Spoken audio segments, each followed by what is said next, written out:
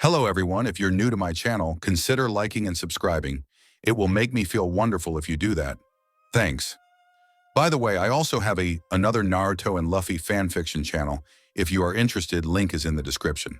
Somewhere Else and Back Again by Zenithofthestars. After finding the One Piece, Luffy and Nami are separated from the crew and thrust into another world. 16 years have passed, and they find themselves back in their own home again. But what is waiting for them when they return? Adios. Milo stood next to his younger sister, waiting for her bus to arrive. The sky was clouded over, threatening rain. There were several patches of blue on the horizon, but his mother insisted it was going to rain and not clear up, as the weather report had said. Belmere held her princess umbrella over her head, making sure every strand of her orange hair was protected from the impending water. "It's not raining yet, Bella," Milo said. "Put it down. Your bus is almost here." "No, mommy did my hair today and I wanted to stay pretty," Belmere insisted, the 12-year-old pouting at her older brother. Milo sighed, shaking his head and spotting the yellow bus at the end of the road. "Your bus is here, put your umbrella down." Belmere didn't put down her umbrella until the bus had completely stopped in front of her. The doors opened and Belmere climbed up the steps, a grin on her face as she joined her friends. The bus driver, an old and bald man, waved at Milo. He waved back as the old man drove away. Milo scowled as the bus drove down the street and vanished as it turned a corner. He trudged back up the driveway, not wanting to face his parents. But he didn't have to wait long, as they both were standing on their front porch. His father had a half smile on his face, but his mother looked furious. "Milo monkey," she started, her arms crossed over her chest. "Now, while you were out at Malcolm's last night, we got a call from your school." Milo bit his lip, getting ready for the lecture. "You were fighting?" his father asked, his smile vanishing to look disapproved as his mother glared at him. His father's smile returned when his mother looked away. "Yeah," Milo didn't know what to expect when his parents ordered him into the house. He sat at the dining table, his hands fidgeting on his lap as his mother paced in front of him. "Why?" was the first question, the one he had been dreading. He was making fun of Andy. "I didn't want to get caught, but the gym teacher saw the end of it." His father laughed. "Luffy," his mother scolded, slapping the back of his head. "You shouldn't be encouraging him." "Sorry Nami," his father laughed, "but he's like me." "Maybe too much," Nami sighed loudly and leaned on the table. "Well, that can't be helped. He is your son." Luffy looked at Milo. "We have a meeting with your principal tonight, so when you get home we'll be bringing you in with us." Milo paused. "So, you're not mad?" "Milo," his father started, "you're 16. When I was your age, I was fighting sea monsters." Nami had to take the night off work, but that's not the big problem here. "That's just a story you told us when we were little," Milo muttered. Luffy put a hand on Milo's shoulder. "So? Who says it never happened?" "Common sense. Sea monsters don't exist, and even if they did there's no one alive strong enough to fight one." "I don't know, Milo. Your father's quite the man." She picked up her purse. "Come on, I'll drive you to school." "You too Luffy, hurry, or you'll be late." Luffy jumped up from his seat, grabbing his wallet and darting out the door. Nami shook her head, smiling. She followed Milo out the door and to the bright red car in the driveway. "Why do you have to get such a flashy car?" Milo asked. "Because your father's favorite color is red," Nami replied. "But he can't drive. He the one who bought the car." Milo huffed, staring out the window. The high school was only a few blocks away, and they arrived quickly. Milo jumped out, shouldering his backpack. Luffy rolled down the window. "If you do fight, don't get caught this time." "What your father means," Nami said loudly, leaning into view, "is have a good day." "I'll try," he waved as his parents drove off. His father headed to the docks and his mother to the mall before she had to be at the news station. "Hey, Milo." Andy barreled into Milo from behind and slung an arm over his shoulders. "How'd it go with your parents?" Milo turned his head to see his friend looking sheepish. "It went fine. I don't think they're that mad." Andy visibly sagged in relief. "That's good. I was worried they'd get mad. Then I'd feel bad." "Nah," Milo waved his hand dismissively. "Dad started talking about how he beat up sea monsters when he was my age. He's still talking about those crazy adventures. His stories were the best when we were younger, Andy grinned. Yeah, but he seems to think they're true. Milo sighed. Dad can be really childish sometimes. But he's still cool, Andy argued. Cooler than mine at least. My dad works at the bank and all he talks about is money. He's lame. You just think he's cool because he lets us do whatever when you come over. So that makes him a cool dad. Milo gave up, hearing the bell ring and sprinting to his locker. See you at lunch, he called to Andy. Milo entered his classroom with seconds to spare. His teacher gave a disapproving stare as he slid his seat at the back of the room. She started her lesson, and Milo zoned out. He never cared for physics. The morning seemed to drag on, which was fine with Milo. He really didn't want to face his parents and principal tonight. But that also meant when lunch finally came around, Milo was starving. He loaded up on cafeteria food and joined his friends at their usual table. Geez, only you could eat that, Malcolm said, eyeing Milo's heaping plate. Shut up, I'm hungry. Andy snorted, the only person who can eat more than you is your dad. Milo shoved a forkful of food into his mouth to avoid commenting. Tim reached over and stole one of Milo's buns. Grinning as Milo tried to stab his hand with his fork. You missed, Tim taunted, and tried to duck as Milo threw his spoon at him, nailing him between the eyes. It left a bruise. Lunch passed quicker than Milo would have liked, and he was back in class. English and math passed, and then Milo was standing with Malcolm, Andy and Tim at the front of his school. Andy patted his back. Good luck with your parents tonight. Yeah, thanks, Milo slumped and grimaced. We'll be at the school too, Tim said. Basketball practice. If it goes bad, come see us. We'll hide you from Mrs. Monkey's wrath. Good luck, Malcolm laughed. I'll see you tomorrow. Tell me how it goes, alright? Thanks, Milo muttered, leaving the school ground. He trudged home, and arrived at an empty house. His sister would be getting off the bus in a few minutes, so he left the garage door open when he entered. Leaving his backpack on the table, he went into the living room. His gaming console was sitting on the TV stand, and he sat down and powered it up. If his parents decided to ground him, it would be the first thing to be taken away. Milo shuddered, remembering the last time he got in trouble. His father had tried to play one of his games, and Milo was forced to sit and watch his father fail. Both Belmir and his mother found it amusing. He browsed through his game selection, pausing slightly when he heard the bus pull up outside his house. His sister entered the house, closing the garage door behind her, and joined him in the living room.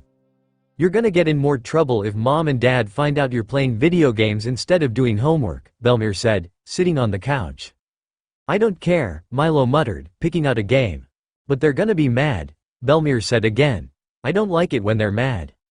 Milo heard the front door open halfway through Belmir's sentence, and shoved the game back onto the shelf and powered down his PS3. Belmir perked up when she heard their parents enter, and disappeared into the kitchen. Hey Belmir, Milo heard his father's voice. How was your day? My hair stayed in, Belmir exclaimed happily, and Milo could imagine her pointing to it. That's good, his mother said. We're going out tonight. Milo, get ready to go. We're going out for dinner before meeting with your principal. Milo sighed, standing and entering the kitchen. His father's face was smeared with grease, and his mother had a cloth in her hand. Hold still, Lush snagged his chin and began wiping off the grease. Go take a shower and change. You're filthy. It's not my fault. It's messy work. Go, Nami pointed. Luffy went. Milo stepped further in. Mom? Nami turned around. Milo, good. Are you wearing that tonight? Milo glanced down at his jeans and t-shirt. Yes? She nodded. All right. What are you going to say to your principal tonight? Milo sat down next to Belmir, who was coloring. I hadn't thought about it, he admitted. That won't do, she said, shaking her head. You always need a plan of attack. I'm just going to apologize, Milo muttered. Nami laughed. You should stand up for yourself. It was the other kid who provoked the fight, right? Yeah, but I threw the first punch. You said that fighting is bad.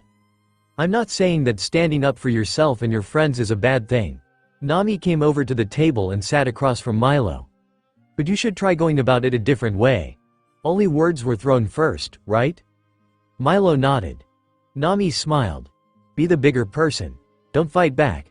It'll provoke them if you fight. Milo looked down at the table. Mom, this is different. You haven't gone through this before. Who says I haven't? Nami asked, crossing her arms and looking insulted. Your father and I were in a town called Jaya once. This was over 19 years ago. That makes me feel old. Nami shook her head, returning to her lecture. But there was a man there, called Bellamy. He insulted your father, but Luffy didn't do anything. What happened? Belmere had paused her coloring to listen. Well, Bellamy started a fight.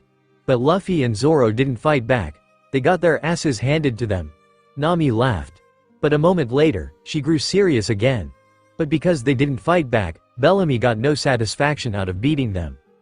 Who's Zoro? Belmere asked.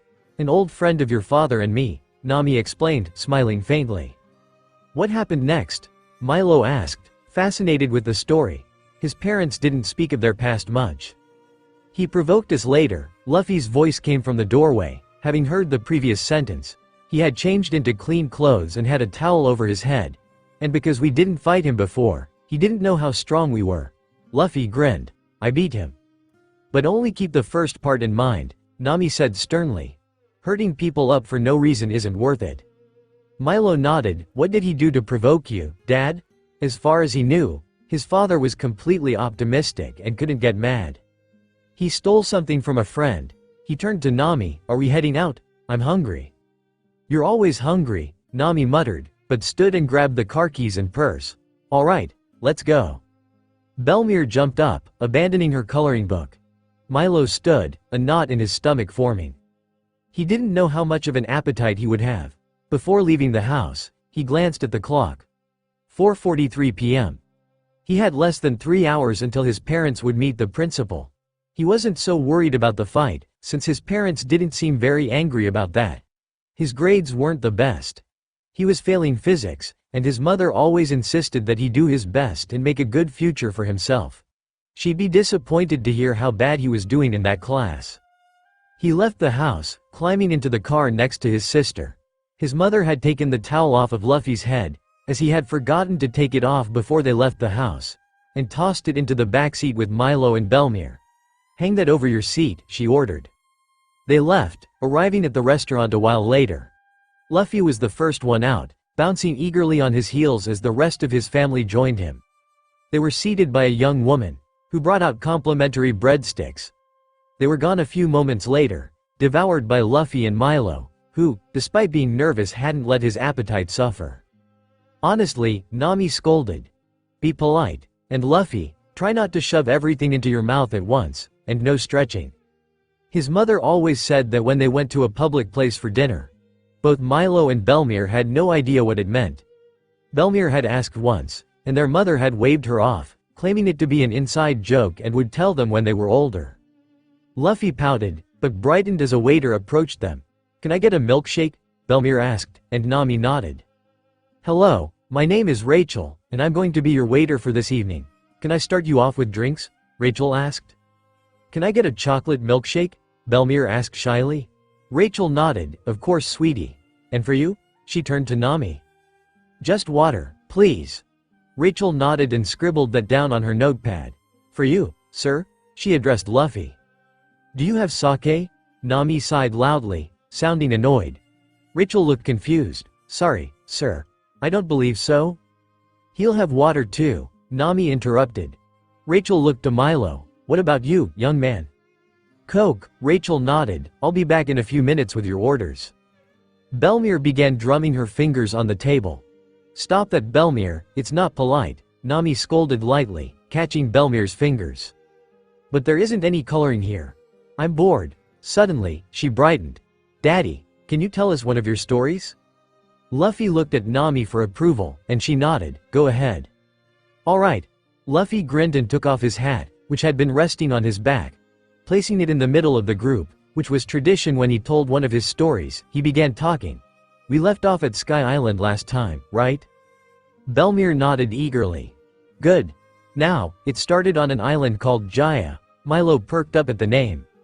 That had been the name of the island his parents had been to, the one his mother mentioned at the house. The adventurers landed, and went into town. They needed to get more information on the Sky Island so they could get there. Their log pose was pointed at the sky. The log pose looks like Mommy's bracelet, right? Belmere interrupted. That's right, Luffy said, catching Nami's hand gently. Nami allowed it to be guided to the middle of the table, where both Milo and Belmir could see it. It looks like this, but the needle was pointing at the sky. The needle in his mother's bracelet wasn't moving, pointing north. Cool, Belmir whispered as she leaned closer, her breath fogging the glass of the bracelet. Now, the swordsman, the navigator, and the captain arrived at a bar, while the rest of the crew stayed behind on the ship. They asked the bartender where they could find information on the Sky Island, but the people in the bar laughed at them, saying that the Sky Island didn't exist. One man took offense to the adventurers' dreams, and began calling them names. But the adventurers didn't fight back. So the bad man got even madder, and began to beat up the captain and the swordsman. But they still didn't fight back. The bad man beat them up, and the navigator had to bring them back to their ship. Were they okay? Belmir asked, her eyes wide. Of course. When they got better, they found a man who lived on the other side of the island who wanted to help them. He told them of a current, called the knock-up stream. This current would bring them to the Sky Island. How? Milo asked this time. He believed these stories as a kid, but listening to them now, they sounded so absurd. It was Nami who answered. It starts when a huge underwater cave fills with gas. This gas, over time, becomes pressurized, and creates a crack in the ceiling of the cave. Water is sucked into the crack, and on the surface, a powerful whirlpool is created. While the cave is filling up with water, all the gas is released. Once most of it is gone, pressure causes the cave explodes. This sends a huge stream of water straight up into the sky. The adventurers found where it was going to be, and rode it up to the clouds, where they burst out of the clouds and landed on an ocean in the sky. Luffy finished. In the sky? Milo asked again. That defies the laws of physics. Well, Nami said, clouds are made of water vapor. If they were thick enough, a ship could ride it. For example, if they used a different nucleus. A stronger material than just dust. Milo made a face, not convinced. Luffy paid him no mind and continued talking. Once they were there, they were attacked by a man wearing a mask. He had on a pair of special skates that allowed him to ride above the white sea. What's the white sea? Belmir asked. The name of the ocean in the sky. Luffy answered. But the adventurers were saved by the Sky Knight. This man defeated the attacker and gave them a whistle. If you need my help, blow the whistle and I will save you, is what he told the crew. Terribly sorry to interrupt. Rachel was standing next to the table, a tray of drinks balanced on her arm. No problem, Nami said, as Luffy took his hat off the table. Milo turned red, embarrassed to be caught listening to a childish story. 2 waters, a Coke, and a milkshake. She placed the drinks on the table and stood back. Have you decided on your meal? They all placed their orders. When Rachel left, Belmir turned back to her parents with an expecting expression. What's next? Luffy opened his mouth, but Nami beat him to it. We'll continue later, what comes next isn't for the dinner table. Belmir pouted, and Milo felt a tang of disappointment. Despite being almost 17, his parents' stories never got old. Even if he stopped believing them. Especially when he saw his parents' expressions when they were talking. Joy, happiness, adventure. There was also sadness and regret when his father talked of the captain's brother. So many emotions passed over their faces, it almost made him think the stories were real. Almost, despite the enthusiasm, a lot of what happened was impossible. Fruits that gave powers? That was the first thing that threw him off. A talking reindeer? Nope. A man who could wield 3 swords at once? Definitely not. A living skeleton? No. A cyborg shipwright? Ha. A ship that could fly? Ridiculous. Fishmen and mermaids? Impossible. He had heard the story all the way through once before, being the older child. He used to beg to hear the stories, and it ended with the adventurer's captain becoming king. He hid a smile. The One Piece, which his father represented with a strange, locket-sized amulet he wore around his neck, had been their goal throughout the story. He remembered when he heard the ending. He had been 11, and almost cried when his father uttered the words, "The end." Rachel returned, this time bearing food. Another waiter was following her, carrying the rest of their order. He felt sorry for her, having to carry his and his father's meals. "Hey, Dad," Milo asked, his reminiscing bringing forth a question. What happened after they found the One Piece? He lowered his voice so Belmir wouldn't hear. She hadn't heard the ending yet. Luffy paused, putting down his fork. Nami looked over, having heard the question as well. Belmir sipped at her milkshake, oblivious. The captain and the navigator fell in love, Nami said quietly. But the crew was attacked. The two of them were separated from the rest of the crew. Where did they end up? Luffy and Nami exchanged glances, both of them looking sad. Another world, Luffy finally answered, giving Milo a half-smile. Milo sat in a wooden chair, his parents standing behind him. A few feet away, another chair was placed and the one who had started the fight was sitting in it. Mason Fedley was a tall and muscular teenager, who was on the football team. His parents were behind him as well. The principal sat behind his desk, his fingers laced together and resting below his chin. In front of him was a nameplate reading Mr. Rutherford.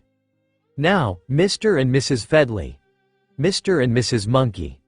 Mason sniggered quietly when the principal said Milo's last name. I'm sure you know why your children are here tonight. Luffy put a hand on Milo's shoulder and squeezed it reassuringly. Yes, we are aware. Milo has told us. Mr. Rutherford turned to Mason's parents. We received the phone call, Mrs. Fedley said stiffly. Well then, as both of you are aware, these two students were caught fighting. There is going to be disciplinary action, but their testimonies will determine the severity of it.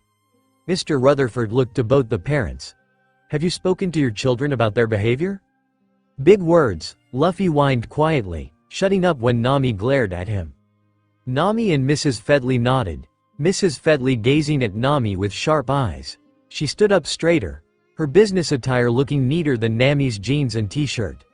Nami didn't seem to care, glancing towards the door. Belmir was waiting outside the office. That's good to hear. Their punishment will be a month of detention, and both of them will have to write an essay on the dangers of fighting. Is that understood? Mr. Rutherford glanced at both parties. Milo nodded meekly. Mason snorted and rolled his eyes. Mason, Mr. Rutherford warned. Remember, not complying will only increase the punishment. They were dismissed. Nami and Luffy left first, Milo following them out the door. Belmir jumped off the bench and grinned at Milo. Are you in trouble? Belmir, Nami scolded. You shouldn't ask that kind of question. You should be asking, how did it go? Sorry, Belmir said. How did it go? Milo smiled and ruffled Belmir's hair. It went good. Don't touch my hair, Belmir shouted, slapping Milo's hand away. Mason and his parents exited the office, Mrs. Fedley glaring at Nami and Luffy. It's no wonder their child is fighting. Being raised by parents like them, it's a miracle he hasn't been caught before. Nami's eyes grew dark, and Luffy pulled Belmir behind him. Milo, come here. Milo had seen his mother's eyes spark dangerously. She reached into her purse, and from Milo's viewpoint he could see her hand closed around one of the 3 blue poles she always kept in there. I'm sorry, Nami's voice was uncharacteristically sweet. What did you say about my family? Mrs. Fedley raised one of her sculpted eyebrows. Oh, did that insult you? I'm surprised you could understand that. Milo backed away from his mother, bumping into his father a few steps back. Luffy was trying and failing to suppress a grin. That lady crossed the line, he whispered in Milo's ear. I haven't seen her this angry since, well, Arlong. Who? Milo whispered back. Don't say that name in front of her, but Arlong was a bad figure in her past. Luffy explained. Pissed her off bad. Pissed me off too. Was Milo's response, tuning into Nami and Mrs. Fedley's rant. And another thing, this is my family, and I did a damn good job raising them. If think you can walk up and insult them in front of me. You have another thing coming. I can beat your ass to the ground in no time flat. Do you really want me mad at you? Wow. Mom is very mad. Is there any way to turn her off? Milo turned to Luffy. You insult my children's names too? My daughter is named after my mother, you bitch? 'Cause it would really come in handy right now. Luffy shook his head. I've tried before. Once she gets going, there's no stopping her. The other woman is lucky Nami hasn't brought out her Kleem attack yet. Her what? But Luffy didn't answer this time, as all of them were suddenly thrown off their feet when the ground started to tremble. What the hell was that? Mason shouted, climbing to his feet again, Another shockwave knocked him down. "Stay down," Luffy ordered, grabbing Belmir's arm and pulling her close. Milo stayed down as Mason and his father tried to get up again. A third wave threw them to the ground. Milo crawled over to his father, and Nami followed close behind. They latched onto Luffy, who used his arms and chest to cover their heads. Shouts rang up from the gym, where the basketball practice was being held. "What's going on?" Mr. Fedley shouted. Nami and Luffy shared a look. "This was just like last time. You don't think?" Nami started. "It's just like it. Hopefully, it's just an earthquake," Luffy said, pulling Belmir and Milo closer.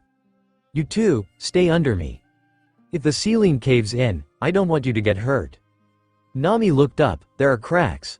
Let's get out of here before the next shockwave." Luffy stood, slightly hunched, keeping his children beneath him. The four of them began to walk, passing Mason and his parents. "You should get out of here too. We think it's an earthquake."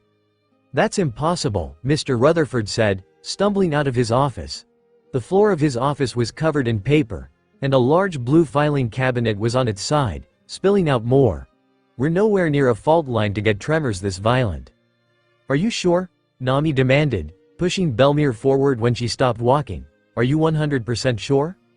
Mr. Rutherford nodded, following them. They reached the stairwell. The last earthquake was a magnitude 8.9. That was at the nearest fault line, which is about 800 miles from here. We only had stuff falling off shelves. Nothing this severe. You have to be completely honest with me here. Is there absolutely no way this can happen? Nami fixed Mr. Rutherford with a glare. The group reached the bottom floor, and Mr. Rutherford was leading them to the gym. "Where are we going?" "The gym," Mr. Rutherford answered, glancing behind them. The Fedley family was following. There hadn't been a tremor in a while. "It's the most stable part of the school. There are also doors we can leave through." He paused, considering Nami's first question. "I can't say for certain, but I am positive that this is not a natural occurrence." Luffy swore under his breath, and they entered the gym. The basketball coach must have told the players and spectators about the gym's stability because they were all sitting on the floor in the middle of the room. Luffy let up on his hold, Belmir and Milo stepping away. "What's going on?" Mr. Fedley asked, walking over to the group. "Why hasn't anyone left?" "There's nothing outside. We can't leave," someone said. A woman's voice. "What?" Nami asked. She stormed forward. "What do you mean there's nothing outside?" Another man stood up, the basketball coach. "There's nothing but white. No ground, no sky, nothing." Nami stumbled backwards, Luffy catching her. "Mommy," Belmir exclaimed. "Are you alright?" "Nami," Luffy trailed off, but she knew what he meant. "We're going." "I know," she replied. "Belmir, Milo. Sit down and hold on to something. When we arrive, it isn't going to be gentle. All of you." She addressed the crowd this time. "Be prepared for a rough landing." Nami directed her children over to the bleachers and had them hold on before joining them. Tentatively, several others followed suit. Several moments after all of the people in the gym were holding on, a massive shockwave passed through the building. Milo's teeth jarred and he tasted blood as he bit his tongue. Belmir was huddling in Luffy's chest, and he had an arm around her. Several long seconds passed as the vibrating slowly ceased. Silence filled the gym, and then the panic set in. Someone screamed, people began shouting, and Belmir started crying. "Milo," Luffy said softly, "take Belmir and try to calm her down." Milo took his sister as Luffy untangled her hands from you going? Milo asked. "I think I know where we are," he whispered, "but I'm not sure. Stay here." He stood and followed Nami, who was already heading towards the doors. She paused for only a moment before thrusting it open. Sunlight streamed through the door, and Nami felt a warm breeze. The air smelled of salt. Luffy put a hand on her shoulder. "Your log pose." Nami glanced down at her wrist. Her log pose was spinning wildly, but it was slowing down. "It's resetting. This is an island on the Grand Line." "Luffy," Nami brought a hand to her mouth, tears swimming in her eyes. "We're home." She tore her shoulder out of Luffy's grip and sprinted out onto the sand. Luffy grinned widely. "Milo. Bella," he called across the gym. "Come here." Mrs. Fedley grabbed Belmir's arm. "He's crazy. We don't know what's out there. You might die." Milo gripped Mrs. Fedley's arm. Let her go. No, that lady is not fit to be a parent. That man is not either. You two are going to sit down and listen to me, Mrs. Fedley said sternly. Milo bit his lip, unsure what to do. But Belmere had him covered. She sunk her teeth into the arm holding her. Luffy had seen the exchange, and laughed as Mrs. Fedley tore her arm away.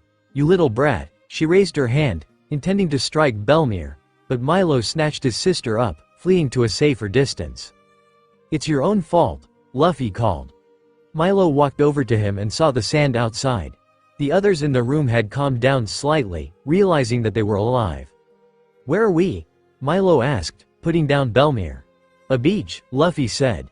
Belmere spotted her mother lying out on the sand and darted out to join her. Milo paused, wondering what his father was going to do. Luffy left the gym, joining Nami with a whoop of joy. Milo followed, shedding his jacket in the heat. It took a couple of hours, but eventually, all the people who were in the gym had exited and were lounging around the beach. Mr. Rutherford hesitantly approached Nami and Luffy, who were huddled together and whispering. Excuse me, Mr. Monkey, Mr. Rutherford started. Call me Luffy. Only Shaggy calls me Monkey, he said, glancing up briefly. Alright then, Luffy. Do you know what's going on?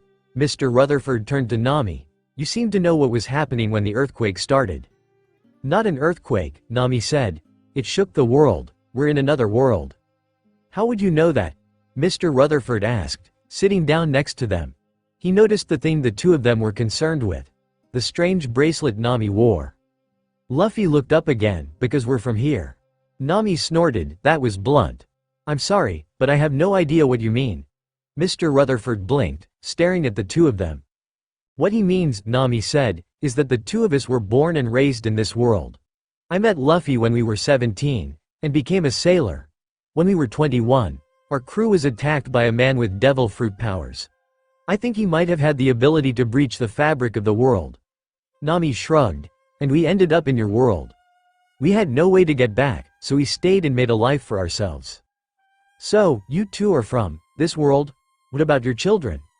I was pregnant with Milo when we came over, and Belmere was born over the other side. Nami responded. We had given up any hope of returning, but we're here.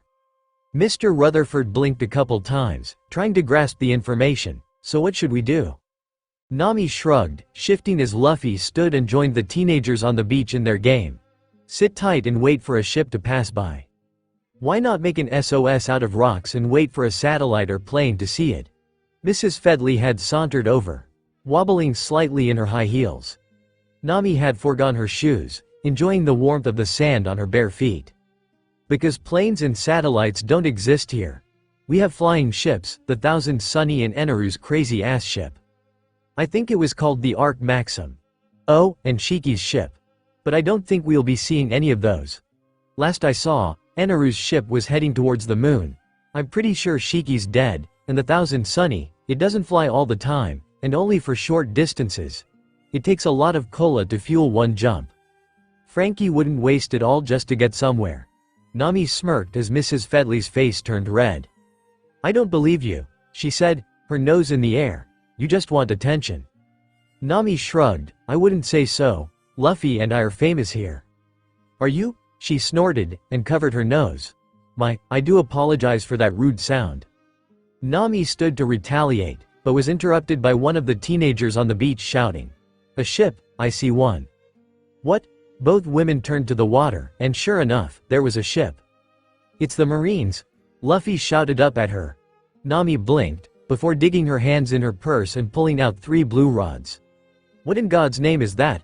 Mrs. Fedley asked. Nami ignored her, fitting the pieces together with practiced ease. Less than a second later her pole was complete, and she held it in the air. You might want to back up. I'd do it if I were you, Luffy said, taking Belmere down from her perch on his shoulders. That thing packs a punch. Thunderbolt tempo. She shouted, and a bright streak of light emerged from the end of her pole, erupting into the sky and temporarily creating a signal before dispersing. Hopefully that catches their attention. Mr. Rutherford. Nami turned to the principal. You can't use my and Luffy's names, alright? Mr. Rutherford was staring at the blue pole in her hand. What the hell was that? Milo was sitting at the water's edge, his mind reeling with the events that transpired. Andy came by, still in his basketball uniform, and sat beside him. "Some ride, huh?" "You said it," Milo muttered, watching his father cart Belmir around on his back. Luffy's shirt was open, revealing a nasty-looking X-shaped scar. He had seen it before, but he didn't know how or when he got it. "I don't know what's going on anymore. I just want to go home and sleep." "You said it. Hey, are you grounded?" "I don't think so." "Awesome," Andy rubbed his hands together. "We should go to your house for the night when we get back." Milo smiled. "Sure. That sounds normal. Hey Tim." Tim looked up from his game of soccer. "Yeah? When this is over, want to hang out at my house?" Milo called. "Yeah. That sounds cool." Both of them turned when they heard Nami tell everyone to step back. She was holding a long blue pole pointed at the sky. His father called out a warning, and then lightning shot out of the end of it, creating a bright flash of light. He blinked, feeling the hair on the back of his neck stand up with the remaining static in the air. What the hell was that? They heard Mr. Rutherford shout, voicing what they were thinking. "It's my cleam attacked," Nami said in a bored tone. "Geez, I'm rusty. Haven't used this thing in years." "But what did you do?" Someone called out. "It was a signal. Look, the ship is turning towards us now." It was true. The large blue vessel was coming closer.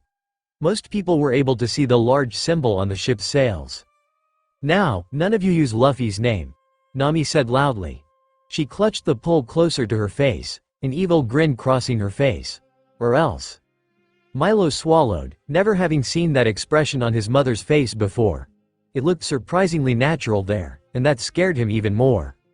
"What's the or else?" Mrs. Fedley asked, not looking convinced. "You get arrested for working with a pirate," Nami said, grinning. "I wouldn't test it because the name Monkey D. Luffy is feared throughout the seas." Milo turned to his father and saw him with a grin stretched over his face. "Luffy, your hat." She held out a hand, and Luffy placed it in her hand. She carefully placed it in her purse, pulling out a band-aid in the same movement. "Hold still," she ordered as Luffy began squirming. She covered up the small scar under his left eye. "Button up YTO him," before turning to Milo. "You can't use your last name, alright," she said, crouching slightly so they were eye level with each other. "What's going on, Mom?" Milo asked. "I'm confused. You told Mr. Rutherford that we're in another world, and that you two are from this world. And I don't know what's going on. I'm scared." Nami hugged her son. "I'm sorry Milo, for scaring you. It will take a long time to explain. Your father and I were going to tell you and your sister when Belmir was older, and could handle the truth." She pulled back, holding Milo an arm's length away, not releasing his shoulders. "To explain it for now, do you remember the stories we would tell you about the adventurers? The captain, navigator, swordsman, doctor?" "Yeah," Milo nodded. "Luffy's the captain," she smiled. "I'm the navigator. Those stories are real. Can you believe that for now?" "I don't know," Milo turned away. "That's alright," Nami said. "It will take a while to get used to. Just keep thinking about it." Nami released him and turned towards the water. The marine ship was less than a mile away. They seemed to stop, and something was being lowered. Probably a longboat. "Remember," Nami said again, turning to the 20 people gathered. "Do not use the name Monkey D. Luffy." Mrs. Fedley huffed, but watched the ship get closer with caution. Milo frowned, still wondering what was going to happen to them. The Marines splashed into the water a few meters from shore and pulled the longboats up the rest of the way. One of them, wearing the stripes of a lieutenant, stood in front of the group. "I am Lieutenant Gerald Figgs. We saw your signal. Is everything all right here?" He was met with silence and blank stares. Luffy and Nami had blended themselves in the middle of the crowd. Belmir wouldn't let go of Luffy, scared of the strangers. Luffy hefted her up onto his hip, and Belmir's arms wound themselves around Luffy's neck. She buried her face in his neck. "Who are you people?" the lieutenant asked, standing taller. "Please, sir," Mr. Rutherford had stepped forward. "We don't know where we are. Can you help us?" The lieutenant glanced around the group. "You aren't pirates, are you?" "Pirates?" Mr. Rutherford repeated. "Of course not. There was a basketball practice going on. We were in New York the last time we went outside, and there was white light, and then we were here. Please sir, we have no idea what's going on." Lieutenant Figs blinked as he surveyed the group of people. The youngest seemed to be an orange-haired girl clinging to a tall, black-haired man. The majority of the group consisted of teenagers, wearing matching uniforms, and several adults thrown into the mix as well. "Sir," one of his subordinates saluted. "There is a large building further up the beach. It looks like it was transported there by unnatural means." "Unnatural?" The lieutenant raised an eyebrow. "How so?" "Sir," Mr. Rutherford said quietly, "we believe we came from another world. This place is very much unlike our own home." The lieutenant turned to the principal. "Another world? Well then." He nodded to himself. "Mac, I need a transponder snail." Another Marine ran forward, holding a snail with a receiver on its shell. He picked up the receiver, speaking quickly into it. "Major, Incident 43. Location, 445 by 10. He paused, and the snail's mouth began to move. "Thank you for reporting. Course of action 7. Sir," Lieutenant Figs saluted, and hung up, the lower-ranking Marine backing up and taking the snail with him. Lieutenant Figs turned back to Mr. Rutherford. "I presume you're in charge? We have authorization to bring you to the nearest inhabited island with a Marine base. It is called Sabo de Archipelago, about a day's journey away. Please, climb into the longboat. We shall transport you there ourselves." Mr. Rutherford hesitated. "Is it wise to leave the school? This island is uninhabited. There is no place for you to get supplies." Lieutenant Figs said, "I believe it will be best for you to come with us. It will be safer traveling with us Marines as well, because the Grand Line is crawling with filthy pirates." Milo was standing next to his mother, and saw Mrs. Fedley swallow hard, probably remembering Nami's warning. Mr. Rutherford nodded. "All right. We will go with you. I thank you most graciously for your kindness." The Marine ship was bigger than it seemed from shore. The bow of the ship could easily hold double the people it was currently supporting. The basketball team, minus Andy and Tim, had crowded around the railing, watching the waves, talking, and generally looking bored. Luffy was sitting with his back against a wall, Belmere sleeping, her head resting in his lap. Milo was sitting next to his father, and the two missing basketball players were sitting across from them. After that, the captain threw his arm forward, the large golden ball crashing into the crazy god first, and then into the golden bell. The ball on the captain's hand cracked apart, and the bell rang for the first time in 400 years. It fell off its perch, plummeting to the clouds below. The crazy god landed on a cloud hovering below the flying boat, and the bell landed in the middle of the sea. And all the angels watched from their boats as it sunk into the waves. The crazy god fell off the cloud, landing in the water as the ship followed the bell into the waves. The crazy god hit the water soon after, and the angels sailed back to shore, happy that their home was safe from his evil rule. "Cool," Andy said, leaning forward. "What happened to the crazy god after that?" "He fixed his ship, and decided to search for his destined home anyway. He got the ship flying again, and decided to go to the moon." "Why the moon?" Tim asked. "Because it's all white. He thought it was the cloud paradise he was looking for." That was the last any of the angels saw of him. The angels threw a huge party for the adventurers, because they were so grateful for their help in ending the war. And they also found the gold the crazy god had taken from the city in the stomach of a giant snake. They were allowed to keep it, and their friend helped them return to the blue ocean. "How'd they get down?" Belmere asked, her voice thick with sleep. Luffy laughed. "I thought you were asleep, but you're telling the story." "Right. Well, they rode down on a giant floating octopus." All four listeners laughed, and the few Marines listening in choked. Nami saw them and burst out laughing. "That's what you get for eavesdropping." They had the decency to look sheepish and scramble away, returning to their duties. "That's quite the interesting story," the lieutenant said, appearing beside them. "Where did you hear that?" Luffy grinned, and Milo spoke up. "Dad's been telling that story since my sister and I were young." "Interesting," the lieutenant said, eyeing Milo. "What was your name, Sonny?" "Milo, sir." "Ah." He turned to Luffy. "May I listen in? It seems like quite the adventure these people are having." Nami glanced over, looking concerned, but Luffy grinned. "Sure, why not? Sit down." Figs sat down between Andy and Tim. "They sound like pirates." Belmere cracked open an eye. "My favorite pirate is Captain Hook," she muttered. Figs raised an eyebrow. Who now? Andy laughed. He's not a real pirate, Andy explained. He's a character from a movie. He's a cartoon pirate, with a hook for a hand and is followed by a huge crocodile. Cartoon? Figs sounded confused. A crocodile? A hook hand? Andy nodded. He's not real, just a story made up for kids. That doesn't sit well with me. Why not? Tim asked. Because there is currently a pirate on the loose, who calls himself Crocodile. He has a hook for a hand, just like the character you were speaking of earlier, Figs explained. Oh, that sounds interesting, Milo said, leaning forward. Can you tell us more? Lieutenant Figs looked surprised at their enthusiasm. Well, this man was a former warlord. He operated on the island kingdom of Alabasta. Unfortunately, because of his position there, we didn't have many Marines stationed. We later found out that he was running an underground operation called Baroque Works, and was trying to take over the kingdom. What's a warlord?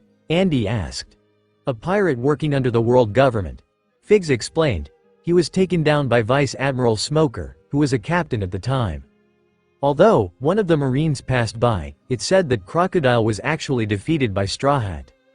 Lieutenant Figs glared at the Marine. Stand down. He turned back to his listeners. That's only a rumor. Who's Straw Hat? Tim asked. The Pirate King, Figs muttered. He's been in hiding for the past 16 years, but there have been sightings of his crew. They come in every few years. Pirate King? Milo exclaimed. How the hell does that work? Well, another Marine, the one called Mac, stepped over. There's a treasure, called the One Piece. Whoever finds that becomes the Pirate King. Straw Hat found it. Mac shrugged, but like the lieutenant said, the crew has vanished. There's a lot of speculation, but the main theory is that the captain died and the crew split up. Milo fell silent. The One Piece. That was the treasure his parents had used in their stories, and then on the beach yesterday. His mother claimed that the story was real. Milo bit his lip, glancing at his father. Nami had taken Denid. Milo shook his head, expelling the thoughts from his mind for now. Land ho! The cry echoed from the crow's nest, and Milo was on his feet, followed by Andy and Tim. They rushed to the railing and saw an approaching shore. Nami joined Milo at the railing, putting an arm over his shoulder. Sabo de Archipelago, she whispered, the red line. They docked, and the other worlders were escorted to the marine base on the island. Sir, Lieutenant Figs saluted as they were greeted by a large man. The large man seemed happy, a smile permanently fixed on his face. Hello there, I am Vice Admiral Gadding, the commander of this base. Now, I have been informed of your predicament, and we shall do everything we can to return you to your home. For now, you shall have free reign of the island, although I advise you to be careful. This is a place where many pirates stop. Do not make eye contact with people you don't know. Return here for meals and sleeping quarters, and you shall be fine. Vice Admiral Gadding smiled at the group. Is that clear? Mr. Rutherford nodded. Yes. Thank you for your hospitality, sir. Please forgive us for our lack of response. These recent events have. Yes, I'm sure you are scared. Please, be assured we will do everything in our power to make your stay comfortable. The Voce Admiral's smile didn't waver and Milo felt slightly unnerved by it. They were shown their sleeping quarters and the mess hall, before being given the opportunity to explore the island. Milo stayed with his parents, Tim and Andy sticking to him. Andy's parents didn't stay to watch the basketball practice, and Tim's father didn't want to stray too far from the marine base. I don't like this, Nami said to Luffy. They're being too kind. I never knew the Marines to be this accommodating, even for ordinary citizens. There's something going on. I don't know, Luffy said, shifting Belmere, who was clinging to his back. Maybe they mean well. I don't think they recognize us. Yeah, but Milo looks just like you when you were that age. I don't want my children getting hurt, Nami replied. Mom, Dad, Milo interrupted. What are you talking about? Yeah, Milo's parents. Andy echoed. What's going on? Nami sighed, and pointed up the hill they were climbing. Up there is a friend of ours. Hopefully she's still there. You know people in this world? Tim questioned. We explained it to Milo, Luffy said, looking back at the tree teenagers. Nami and I are from this world. None of them responded. As the group reached the crest of a hill, the teenagers gasped in amazement while Luffy and Nami froze. There was a large ship, with an enclosed lookout tower and a lion figurehead. There was no flag or sails, but Luffy and Nami recognized it immediately. "The Sunny," Nami exclaimed. Milo, Andy, and Tim ran ahead to get a better look. "What's it doing here?" "Maybe it's like that marine guy said," Luffy said. "The crew split up when we vanished." "Oi!" Nami shouted at the teenagers. "Be careful, don't go near it." They followed them down the hill, arriving at a plateau near the bottom. There could be people guarding it. "You have that right," someone shouted, jumping off the ship and landing hard in front of them. Milo, Andy, and Tim backed up. Luffy put down Belmere and Nami pulled her away, standing protectively in front of them. "This is Big Bro's ship, none shall defile it." "Duval?" Nami questioned. "That you?" The blonde man preparing to attack paused, looking at Nami. "How do you know my name?" Luffy laughed. "It is you, man, it's been a while." Duval looked curiously at Luffy. He stared at him for several seconds before his jaw dropped, realization spreading across his face. "I don't believe it, Big Bro Luffy. You're alive." Duval leapt at Luffy, encasing him in his arms. "I don't believe it, where the hell were you?" Duval was crying, sniffing snot back into his nose and wiping his eyes. "It was so sad, Zoro came back and said you were gone. Nami too. Where, what happened?" Luffy pushed the crying man away from himself. "That's a bit of a long story." Honestly, Nami stepped forward and hit Duval on the head. "Pick yourself up. We didn't leave because we wanted to. We had no choice, and had no idea how to get back, but we're back now, so stop crying." It took a minute, but Duval managed to calm himself down. "Shaki still owns the bar," he said. "Let's go up, and then you can explain what happened." He paused, noticing the children for the first time. "Who are you?" Milo started, but Nami cut him off. "This is Milo, my son, and his friends Andy and Tim." She gestured to each person. "And Belmere, my daughter." "You have kids?" Duval exclaimed. "Wow, that's a surprise." "Oi," Nami threatened. Duval looked away. "Well, follow me," Duval said. Nami turned to Milo. "You can go explore the rest of the island if you want. There's a theme park over there." She pointed its direction. "Remember not to use our names, and don't use your last name." "Can I go with you?" Belmere asked. Luffy knelt down and she scrambled onto his back, wrapping her arms around his neck. Milo nodded at his mother's commands. "I won't, but when you're finished talking, can you explain to me what's going on?" Nami nodded. "When we clear this up, we'll tell you everything. I promise." Milo began walking away, hearing his mother order the man, Duval, to get going. "So," Tim said. "Where to first?" Shaki's bar looked the same as it was the last time they had seen her. Duval led the way, pushing open the doors and holding them open as Nami and Luffy came through. The counter was empty, and the back door was slightly ajar. Shaki. Nothing on the interior had changed either. It was comforting to be somewhere this familiar. "I'm busy, Duval." Shaki's voice came from the back room. "This is kinda important," he replied, glancing at the three people with him. "Really important." "Tell me later," Shaki said. "Keep an eye on the ship." First heard a marine ship came by and dropped off a bunch of people. Frankie will be angry if anything happens to it. "But just come out. You have to see this." There was shuffling from the back room, and Shaki came out, looking annoyed. "What's so important you're going to stop guarding the ship and risk pissing off Frankie?" she demanded, slapping a towel in his direction. "Them," Duval said meekly, pointing at Luffy, Nami and Belmere. Shaki rounded on them, "And if you claim to be the Straw Hat Pirates wanting their ship back, I can assure you I will beat your ass to the nearest marine base on this island." Belmere blinked, shrinking back as Shaki stalked forward. "Who's that?" Nami glanced at her daughter. "She's a friend," she said, smiling. "She's scary," Belmere said, hiding her head behind Luffy's and digging her fingers harder into his shoulders. "Who says I'm your friend?" Shaki demanded, jabbing Luffy in the chest. "You're just people pretending to be them." Then Shaki froze, poking Luffy in the chest again. She, Luffy laughed, as Shaki's finger didn't do any damage, instead bouncing back as it his rubber body. "It's been a while, hasn't it?" Shaki paled considerably, and then hit him over the head with her towel. You're alive." "But, Zoro and Sanji," they said, You and Nami." Shaki turned to Nami, who smiled at her. "You died." "That's what the Marines said too," Nami said. "We vanished, and are presumed dead." Shaki sank down onto a bar stool, her towel dropping onto the floor. "But, where were you?" she asked weakly, her voice trembling. Her eyes were blank, but as she calmed down, they started to show suspicion. "Where were you?" she demanded this time. Nami sat down on the couch and Luffy took a seat a few stools from Shaki and pulled Belmir up onto his lap. Milo followed Andy as he walked around the island, stopping every few steps to stare at something new. More than once, Milo had crashed into Andy's back when he stopped. "Hey Andy, where are we going?" Tim was walking beside Milo, his head on a constant swivel. "I don't know," Andy said. "Everything here is so cool, it's not every day you come to another world." Milo cracked a smile as Tim slung an arm over his shoulder. "Personally, I think we were drugged at lunch, and we're all hallucinating." "That's what you think?" Andy laughed. "I think Milo's dad's stories were true, and he was stealing them from another adventurer.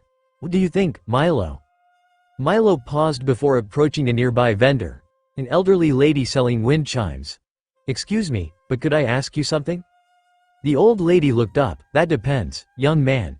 What is it you want to ask about?" The Pirate King. We're new in this area, and have heard rumors. Could you clear it up for us?" Milo asked. The old woman tilted her head to the side and stared at Milo before leaning forward and shushing them loudly. "Don't talk about that so loud. There are Marines everywhere, and none of them like hearing his name. It usually results in immediate execution." She lowered her voice. "I don't know much, but they vanished about 16 years ago. That's all I know. Now, don't go saying that name out loud. It's bad luck, and the Marines might hear you." Milo glanced at Tim, who shrugged in response. "Thanks." She grinned at them. "I've seen them once, nearly 19 years ago. You see, they've vanished before, but came back all the same." "Well, that's not true. They came back stronger." Milo nodded and began to turn away. "Hold it, young man. What's your name?" Milo said. "No, your other name. Your family name," the old lady pressed. Mom said not to," Milo began. "You look like him," she said quietly. "You look like Monkey D. Luffy." That caused Milo to whip his head around and stare at her. "How do you know my dad's name?" he demanded. She grinned. "So that's why they vanished. And they never told you either, did they?" "Told me what?" Milo leaned over the table. The old lady just shook her head. "Is your father on the island?" That's no concern of yours." But the old lady got her answer. "Don't worry, kid. I won't go telling the Marines. That just means they're back. It would be great to have the Pirate King roaming the seas again, making the Marines less suppressive. Don't listen to the Marines when they say he's the devil. He's helped a lot more people than he's given credit for." She smiled, a wistful look in her eyes. "Like the time he saved my home. I'm glad he's okay." Milo stayed silent, not sure what to say. She shooed him away from her stall, giving him another warning to be careful with his name and what he said out loud. "What was that about?" Tim asked as they continued walking, this time looking for a secluded place to sit and talk about what the old lady had told them. "She knew your father's name, although it was backwards." Andy reminded them. "We're from another world. That's not possible." "I don't know," Milo said. "Maybe Mom and Dad were telling the truth when they said they were from here. They seemed to know that weird-looking guy down by that ship." "Your parents have been acting strange since this started," Tim observed, tapping his chin. "I mean, your mom made lightning. That was pretty badass." "Thanks," Milo said sarcastically. He rubbed his face, feeling tired. "Let's just find our way back to my parents and ask them. I'm sure they'll tell us if we bug them enough." Andy whined. "I wanted to keep looking around." "Well then you can keep looking," Milo said. "I'm going back." He turned around and ran head first into another person, both of them tumbling to the ground. Shaki lit a cigarette, inhaling the smoke deeply. "That's quite the story. Another world, you say?" Luffy nodded. "Yeah. It's a strange place. They don't have pirates, or transponder snails, and they have better technology. Hey Nami, can I have my hat back?" "That's about right," Nami said, reaching into her purse and pulling out Luffy's precious straw hat. She held it out and he grabbed at it eagerly, placing it back on his head with the utmost care. What bugs me the most is that they rely on machines to predict the weather. It was almost torture having to tell the masses the wrong weather. Then why did you keep doing it? Shaki asked, blowing out a mouthful of smoke. It was really good pay. Nami replied, tilting her head and looking at Shaki as if it were the most natural thing in the world. Shaki just laughed, shaking her head. Well, it really is you. And that girl, your daughter? Nami nodded. Her name is Belmir. I see. Shaki looked out the window and turned back to face Duval. You might want to get back to the ship. There are more coming down the hill. Duval stood and stared at the hill. I think it's more kids. I'll go scare them off. Nami watched as Duval ran out, yelling and waving his arms at the trespassers. She recognized them as members of the basketball team in Mason, standing near the front of the group.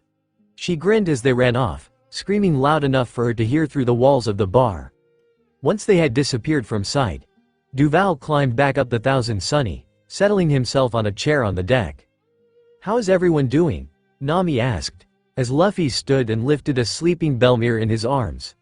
She moved to the edge of the couch so he could lay their daughter on the softer surface.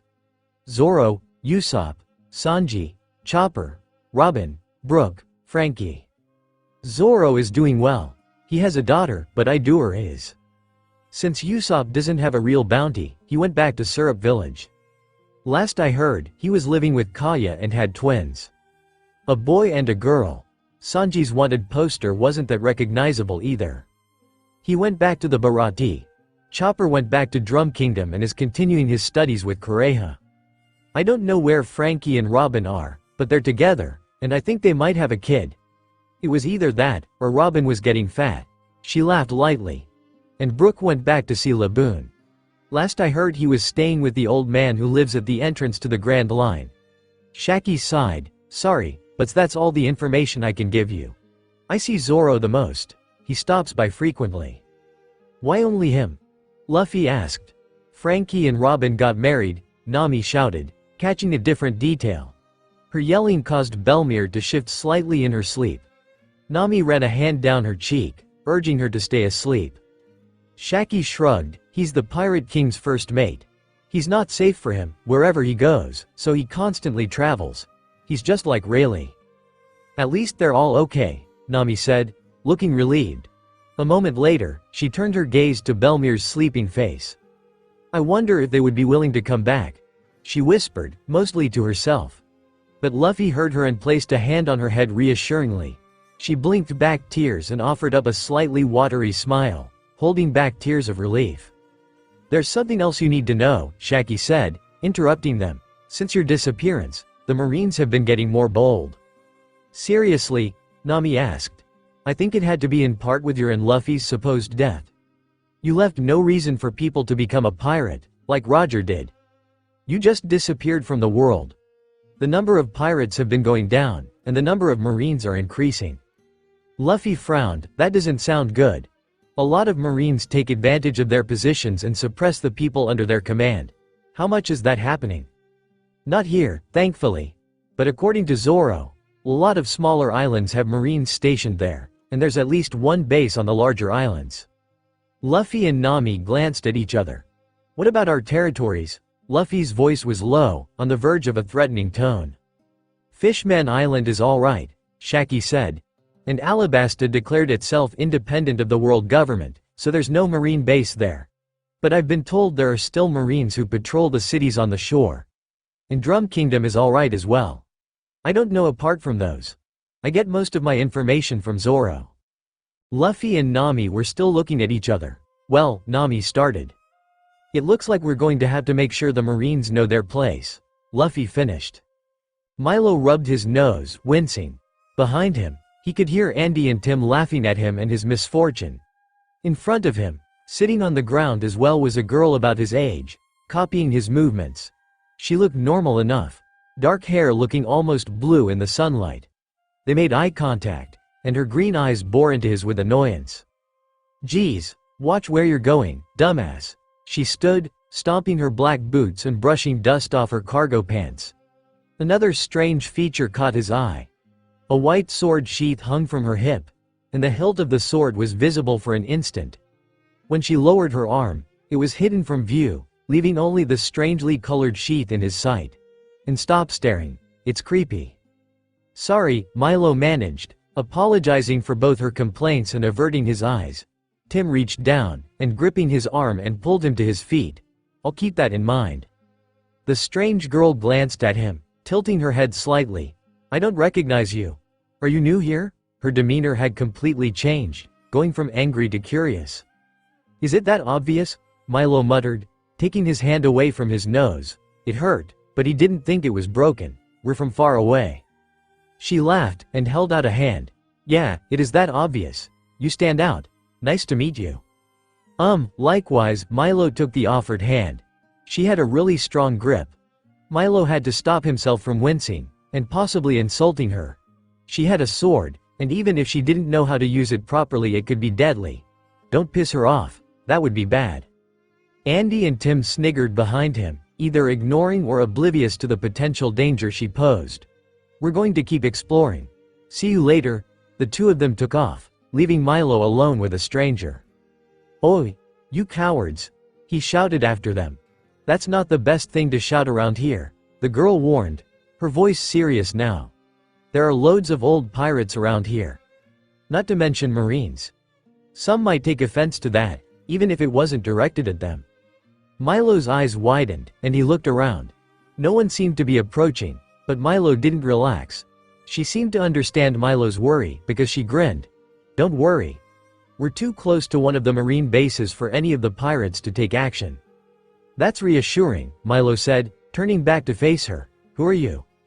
It's polite to introduce yourself before asking for another's name. The girl replied, still looking serious. At least she hadn't changed her mood again. Milo blinked at the response. Sorry, my name is Milo. She nodded. My name is Kuina. It's nice to meet you, Milo. Inside the marine base, Vice Admiral Gadding was pacing, several lower-ranking officers standing in a line at attention. I want you to keep an eye on the people who came through. If Fleet Admiral Sakazuki is right, then one of his men failed to kill Straw Hat. Only send him to another world. If he had succeeded, this wouldn't be a problem, but when Whitebeard used his devil fruit powers that last time in the War of the Best, he might have opened up a crack between worlds. This is bad, because these cracks are getting bigger. And people might be able to slip back.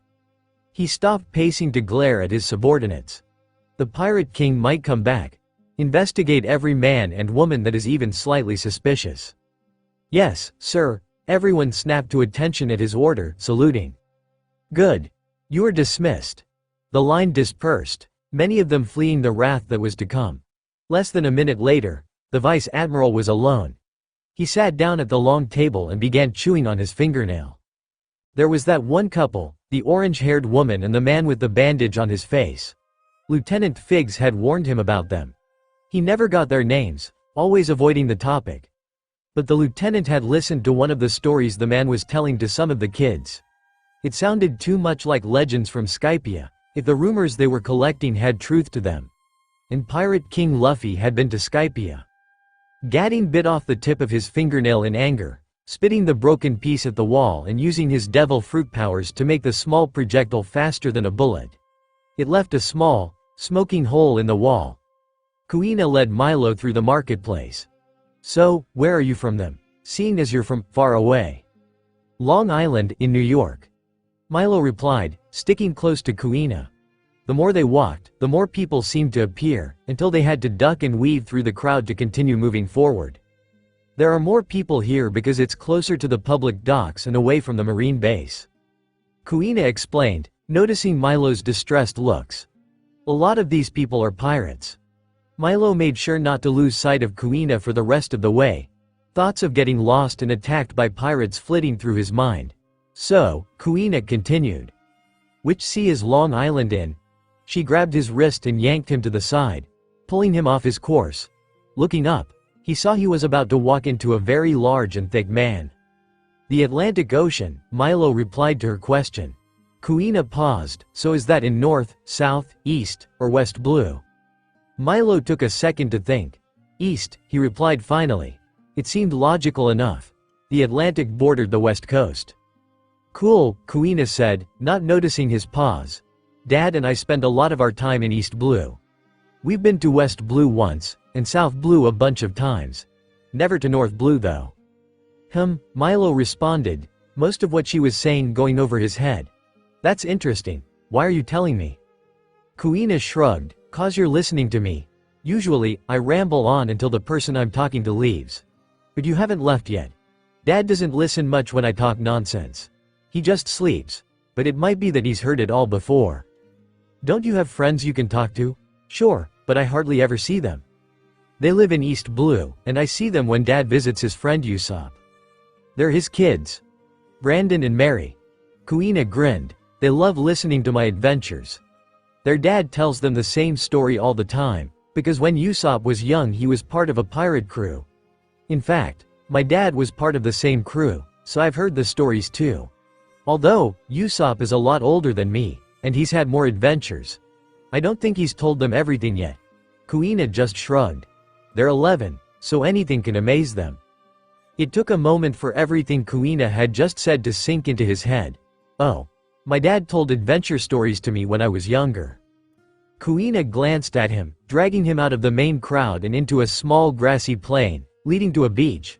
Was your dad an adventurer? No, Milo said firmly, but faltered. Maybe. Kuina tilted her head, don't you know? My dad works at the docks, and has worked there since before I was born, as far as I know. Mom works at the news station, as a weather reporter. Both of them are ordinary. But, Milo trailed off. But, Kuina prompted. But he's been acting strange. Milo ran a hand through his dark hair and frowned. Both of them have. They've been vague. Haven't been explaining things, not answering my questions. Kuina stared at him, acting strange. Milo nodded. That's the best way to put it. Belmir doesn't seem to care, but she's only 12. Belmir, Kuina repeated. Who's that? The name sounds familiar. She's my sister, Milo answered. How would the name Belmir sound familiar? It's a very unusual name. Kuina shrugged. Dunno, but it does sound familiar. Milo accepted the answer, and they began talking about brighter subjects. The two of them had seated themselves on a grassy hill near the water. So then Dad woke up. And waking up Dad like that is a really bad idea because he's angry when he's tired. So he stands and grabs his sword, but he doesn't draw it. No, he swings it at the guy and knocked him clean off the ship. It was then that these guys realized who he was. My God, they shit themselves in terror. I don't think I've ever seen someone run that fast before in my life, and then I'm off to the side laughing my ass off. What happened next? Milo asked, enthralled in her tale. Nothing interesting, really. With the sailors gone, Dad had to navigate, but he got us lost. We ended up near the calm belt. Shit would have gone down if we had actually drifted into it. Milo nodded, pretending to know what a calm belt was. That sounds interesting. It was a good day, Kuina said, grinning. She leaned forward, resting her elbows on her knees. What's something interesting that's happened to you? Milo laughed sheepishly. Nothing really. I spend most of my day at school. Got into a fight a couple of days back, but after what you've told me, it was nothing. Really? Kuina had grinned knowingly. I'm serious, there wasn't even any blood. Kuina's smile fell. Well, that does sound boring. She stood up from her spot and stretched. It was fun talking to you, but I should probably find my dad. If I'm not too careful, he'll wander off and get lost. Your father seems to have a really bad sense of direction, Milo commented, Kuina nodding in agreement. By the way, he started, as they began climbing back up the hill. Where are we, anyway? They reached the crest of the hill, and Kuina jerked a thumb over her shoulder. The amusement park is that way. Do you know how to get to? Well, I don't know the name. There's a building on the top of a hill, and a ship in the water at the bottom. Milo tried to explain where he wanted to go. Shaki's Rip-Off Bar. Milo didn't know the name, but his parents were talking about someone named Shaki. Why do you want to go there? My parents and sister are there. They told me to meet them there. Kuina nodded. I know where it is. If you want, I can bring you there. That would be helpful, Milo said, smiling. Kuina grabbed Milo's hand again and began dragging him down the lane. A few minutes later, Kuina paused, staring at a man standing near one of the vendors. Who dyes their hair green? Milo whispered to Kuina, spotting the same person she was looking at. It's not died, Kuina said, releasing his wrist. That's my father. She darted through the crowd while Milo stayed where he was. There wasn't enough of a crowd for him to be a disturbance anymore if he stayed where he was. Kuina's father had sounded terrifying when she spoke of him, and Milo had hoped to not meet him. Hey, Milo. Kuina was waving him over. Her father had turned to observe him as well. His face was stern, and there was a scar running vertically through his left eye. Milo took a deep breath and made his way over, hoping the larger man couldn't see his fear. He stopped a few feet from the pair of them and tried to smile. Hey. Hey Milo, this is my dad. Dad, this is Milo. Kuina introduced, gesturing to each person when appropriate. Roronoa Zoro, the green-haired man clarified, sounding a lot more serious and laid back than his bubbly daughter. He paused for half a second. The name sounded familiar. Milo. But, Kuina just told you that. He didn't meet the man's eyes, something else catching his attention. At his hip, there were swords. Now, he wouldn't have been concerned if there was only one. He had heard Kuina's stories, but she never mentioned he owned 3 of them. Milo's lost, so I'm bringing him up to Shaki's, Kuina told her father as the 3 of them began walking.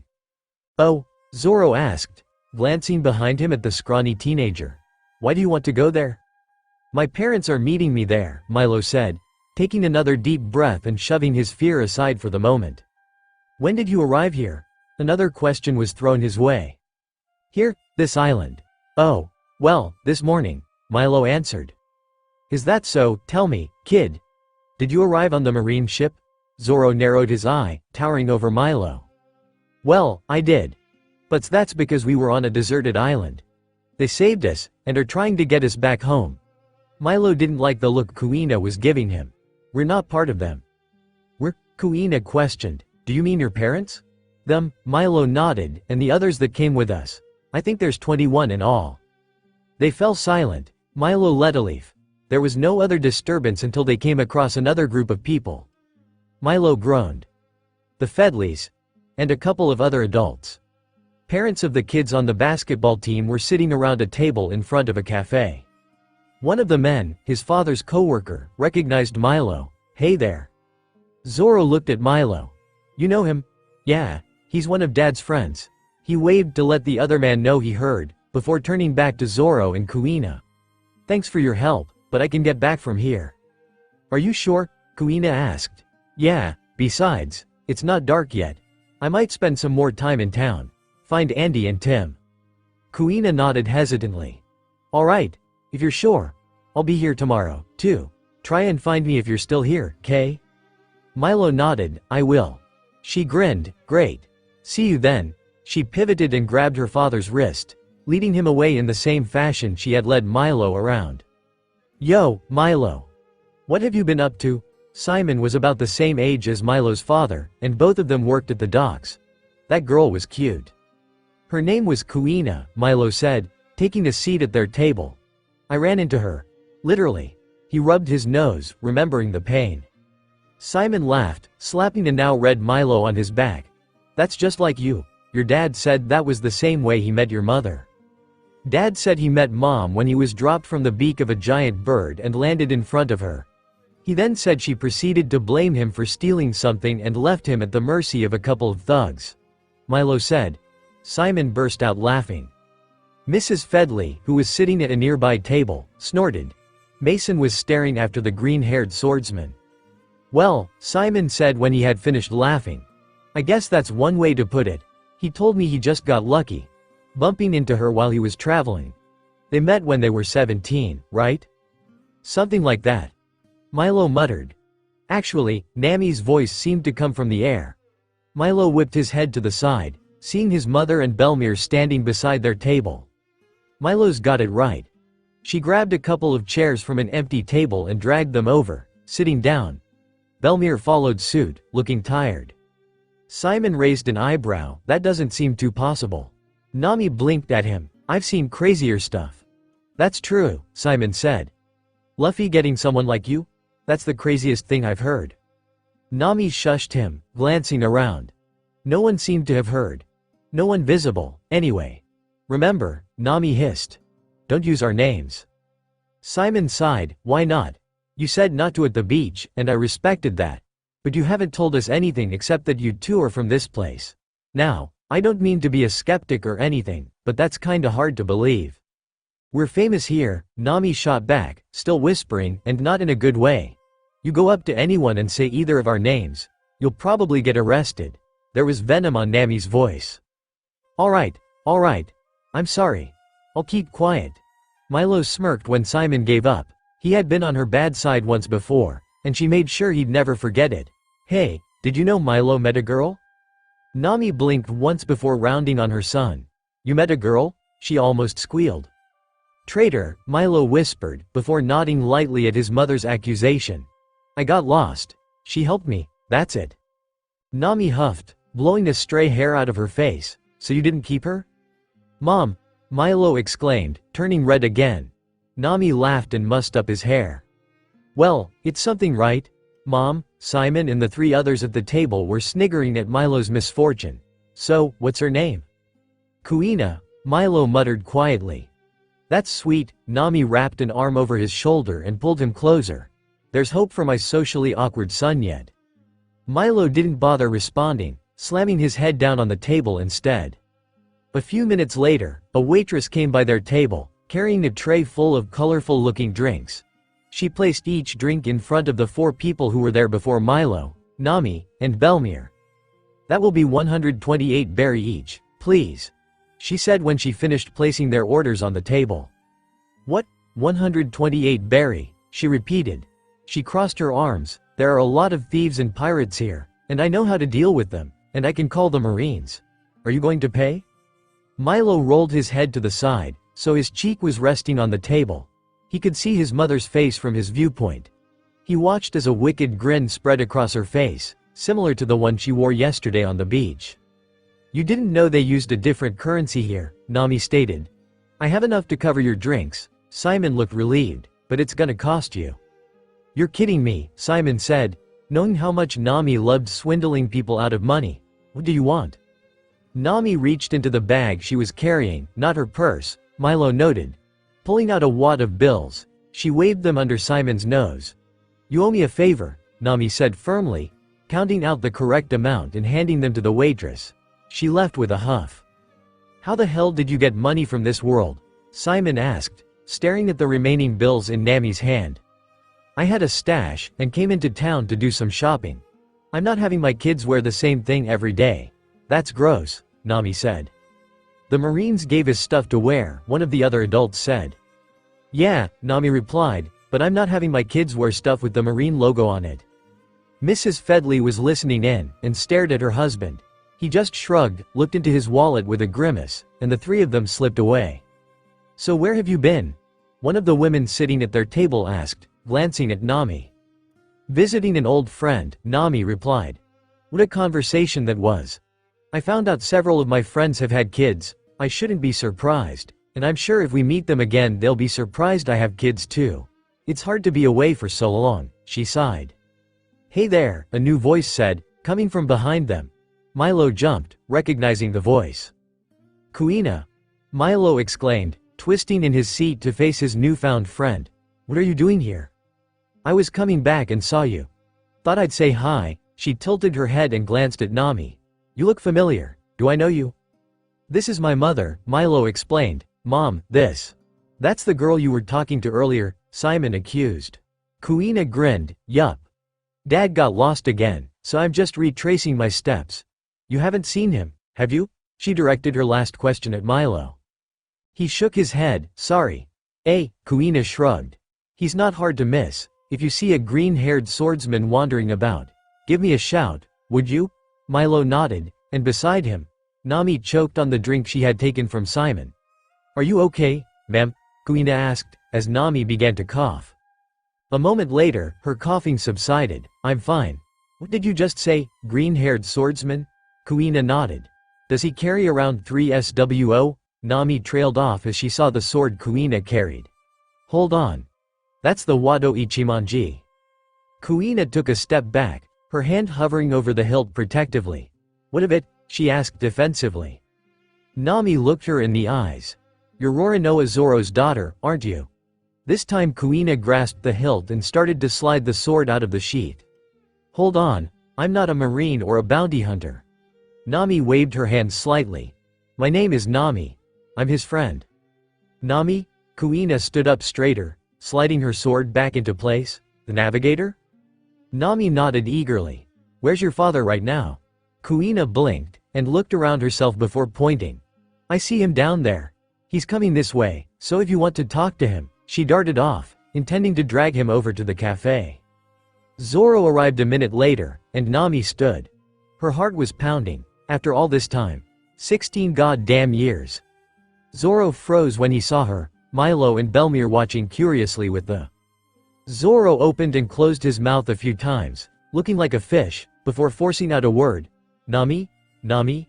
Zoro's voice was strangled, eyes widening. His expression would have been comical if it were in any other situation, but right now the expression on Zoro's face was terrifying. Nami's hands were trembling as she took a hesitant step forward. She knew that meeting with the rest of the crew would happen sooner or later. In fact, she was hoping it would be sooner.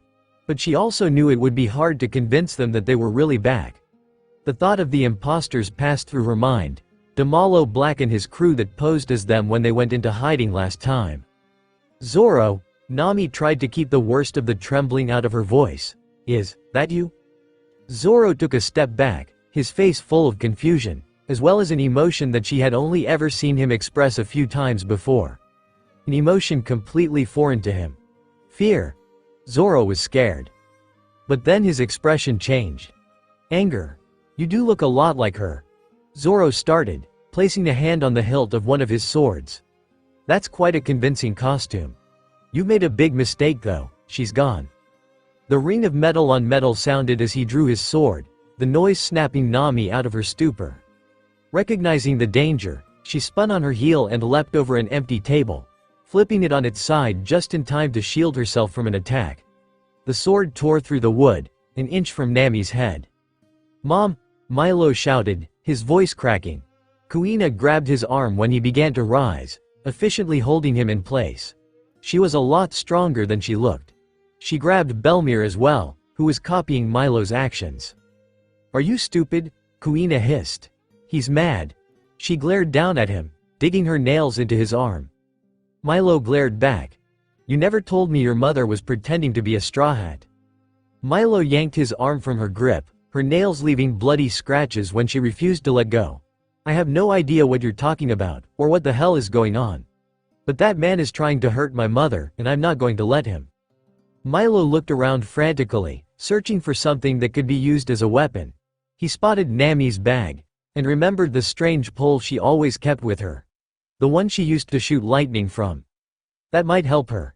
He rummaged through the bag until he found the 3 pieces, clutching them tightly in his hand, and turned back to the fight. "He's not using his full strength," Kuina whispered to herself. Milo ignored her, his eyes trained on Nami, who was swinging a chair at Kuina's father. Zoro cut the chair in half. "Mom!" Milo shouted again, gaining the attention of both Nami and Zoro. He also caught the attention of the many spectators who had gathered to watch the fight. He held up the pieces, and she held out a hand. Milo threw her the pieces, and Nami caught them with a grin. She had them assembled in half a second and used the weapon to block Zoro's next attack. Zoro froze, his sword resting against the very, very familiar weapon. The one that Nami had with her when she vanished. He met Nami's eyes, the soft brown boring into his own green. "Hi," she said. He stepped back, holding his sword limply at his side. "Hi." "Zoro," Nami almost squealed, launching herself over to him and tackling him around the middle. They both fell to the ground.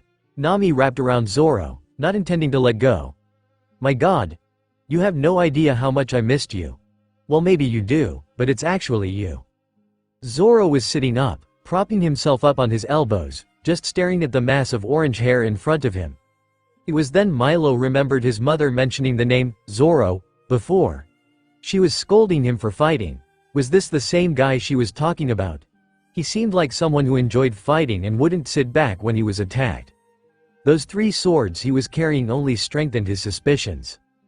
Zoro stood, pulling Nami up with him. Nami was crying, actual tears dripping down her face. She stepped back, wiping them away. "We didn't die, Zoro," she said quietly, her knees shaking.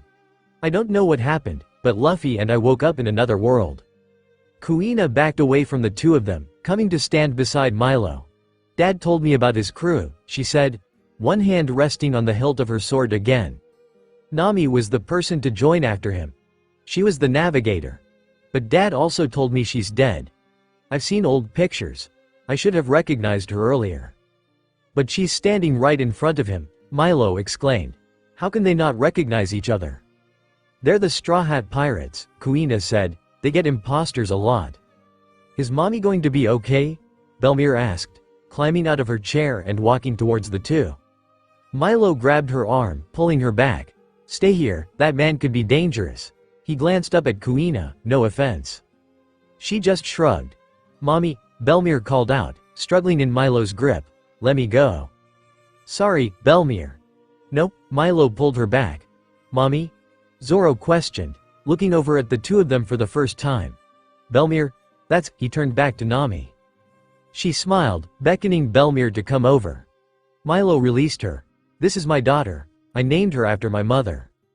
Milo blinked. That was new, he didn't know he had grandparents. "We were going to name Milo after Ace, but Luffy decided against it," Nami continued, picking up Belmir when she reached her. "Luffy's here too," Zoro exclaimed. "Hold on. What do you mean, name Milo?" He looked over at the boy. "That's your name?" Milo nodded, filing the name Ace away in his memory too. "So that means their father is—" Zoro was pointing between Belmir and Milo. Nami nodded, putting Belmir down and disassembled her Klimattact, before looking up at Zoro, who was sheathing his sword. "Hey Zoro," Nami said, "I missed you." Zoro was quiet, not being the sentimental type. Nami didn't expect him to respond, but after a moment, "I missed you too." "Luffy." Nami's voice rang through the small bay, penetrating the walls of the bar. "Luffy, Luffy, Luffy." Wah! The one being called sat up from where he had dozed off, his hat falling into his lap as it fell off his face. Shaki glanced over at him. "I believe you're being called." She turned back to drying the glass in her hand. Luffy stood and stretched, replacing his hat and opening the door. Nami ran through, stopping in front of him and leaning over, trying to catch her breath. "You will never guess who I found," she panted, looking up at Luffy with an impossibly large smile on her face. Luffy blinked, glancing behind her and out the door. He saw Simon, who was carrying his daughter. Milo and an unfamiliar girl were standing outside as well. And the last person out there was Zoro. "Nami, is that who I think it is?" Nami's grin grew as she nodded. "Are you sure?" Luffy started to smile as Nami continued nodding. Luffy stared, taking in his first mate's face. He hadn't changed much at all. His face was turned as he talked to Simon. Simon's son, Tim, wasn't with them, but Luffy couldn't bring himself to care at the moment.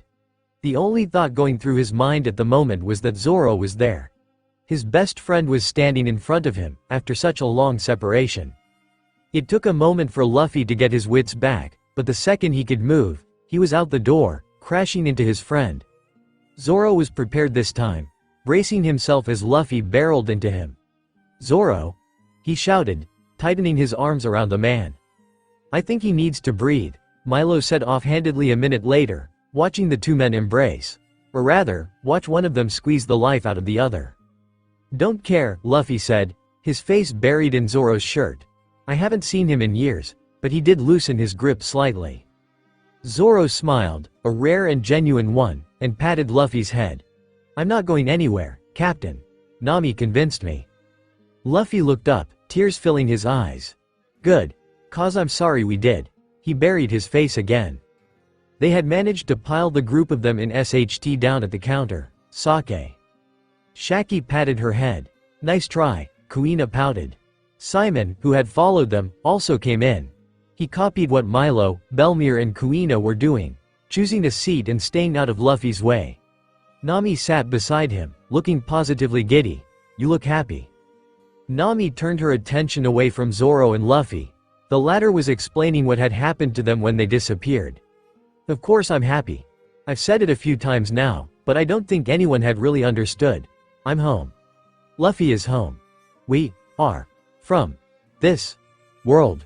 You don't seem to understand that. Simon shook his head. No, I really don't. Nami leaned back, beckoning for Milo and Belmir to come over. They did. You wanted a full explanation, right? Listen up. Nami took a deep breath and began talking. It started out in this world, actually. Luffy and I, as well as Zoro, are part of a pirate crew called the Straw Hats. We were attacked. Well, I guess ambushed is the better word to use. The man who attacked us had devil fruit powers, and could rip open the wall between worlds, and shove people through. Now, I had just recently discovered I was pregnant. With you, Milo. And the only other person on board the ship who knew was Luffy. The attacker aimed at me. Nami made a face. So I guess it was my fault we were separated. But Luffy saw and he came over to shield me. The next thing I remember is waking up in a white room. On a hospital bed. She shrugged. And then we started our life over there. Luffy got a job at the docks and I went to school to be a weather reporter. It wasn't your fault, Nami. Luffy said. The two of them had stopped talking to listen to Nami's explanation. Even if you weren't having a baby, I would have protected you. Nami smiled, leaning over and kissing him. Belmir and Zoro both made a face. So what are we going to do? Zoro asked. Luffy shrugged, find everyone and keep going. We still have to find the All Blue, and Nami has to draw a map of the world. Simon glanced over at Nami curiously. You want to draw a map of the world? Wouldn't it be easier to get a picture online or something? Nami shook her head. Like I said before, back on the beach. No satellites, or computers, or internet, or television. We have viewing screens, but the transponder snails only give live footage. No cell phones. Only transponder snails. The technology of this world and yours are very different. You have electricity, Simon countered, pointing to the lights. Why don't you have anything else? Nami pinched the bridge of her nose, sighing. I don't know. Different worlds, different everything. Stop talking. Mommy, Belmir piped up this time. Milo said the story was true. Does that mean there are people with cool powers too? Luffy answered this time, yeah. There's a special kind of fruit. People say that they're reincarnations of the sea devil itself. You eat these and get really cool powers, but lose your ability to swim. And how is that possible? Simon asked, sounding annoyed. Luffy shrugged. I dunno, but I've got a devil fruit power. Show me, Simon snapped. Luffy grinned and raised his fingers to his face. Hooking them in his cheek, he pulled. The skin stretched a lot further than it should have been possible, revealing the inside of his cheek. He let go, the skin snapping back into place. I ate the gum-gum fruit, and became a rubber man. He's quite proud of that, Zoro commented, pulling his mug of sake away from Kuina's fingers. But the abilities are varied. Robin has the flower fruit, and can make body parts bloom from anywhere. Chopper ate the human fruit, and gained human abilities. Chopper's a reindeer, Nami whispered to Simon, who blanched. Brook ate the revived fruit, and came back from the dead. Zoro explained.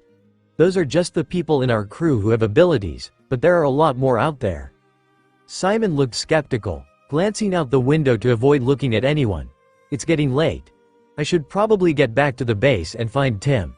He stood. Are you coming? Luffy shook his head. We're going to stay here.